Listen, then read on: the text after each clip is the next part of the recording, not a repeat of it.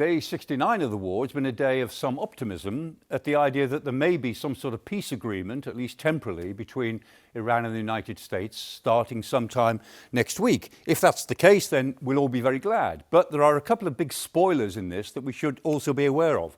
One, of course, is Lebanon, the war within a war. The Israelis are determined to try to finish off Hezbollah. They've got a very clear agenda to do this, whatever else happens in the war. And to that end, they've been increasing their attacks as Hezbollah have been aiming rockets at Israel. And yesterday, they attacked Beirut, southern Beirut, downtown Beirut again, and pictures of that came through today. They said that they were going after a Hezbollah command center, maybe it was, but the fact that they went into Beirut itself shows that the Israelis are determined to do as much damage to Hezbollah as they can in the days still remaining to them if there is a peace deal between Tehran and Washington. If they can't do that, then the thing they're also determined to do is to consolidate their security zone. Now, this is their security zone running inside the southern part of Lebanon. We've seen that before. We saw it between 1982 and the year 2000. But this time, look at it. It goes much further to the northeast than it ever did before. It includes Mount Hermon, the Syrian edge of Mount Hermon. The Israelis occupy Syrian territory on Mount Hermon. They've refused to give it up. The Syrians protest, but they take no notice.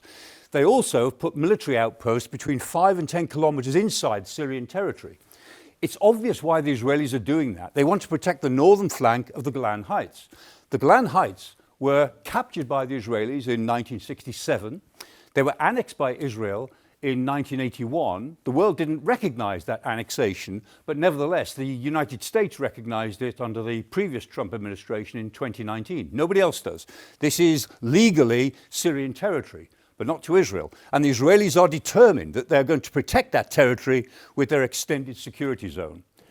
What this tells me is that whatever happens in this war within a war, the Israelis intend to be in this security zone, I think, for potentially a very long time. That's one potential spoiler. The other potential spoiler, of course, is our old friend, the Strait of Hormuz. The rest of the world really wants a reconciliation to release all the shipping in the Strait of Hormuz. This is what is doing so much damage to the world economy. This is why it matters so much to the rest of us. Well, that's fine.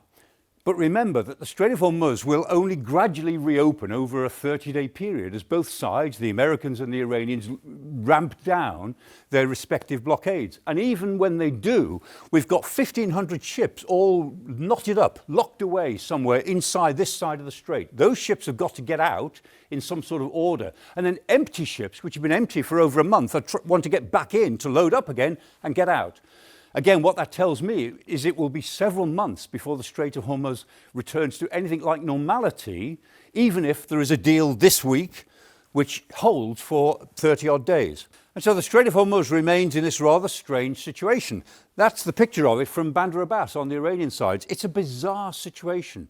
Nevertheless, we can be grateful for where we are today. We can be optimistic about that. But the fact is, there are spoilers both in Lebanon and in the Strait of Hormuz which may temper our optimism.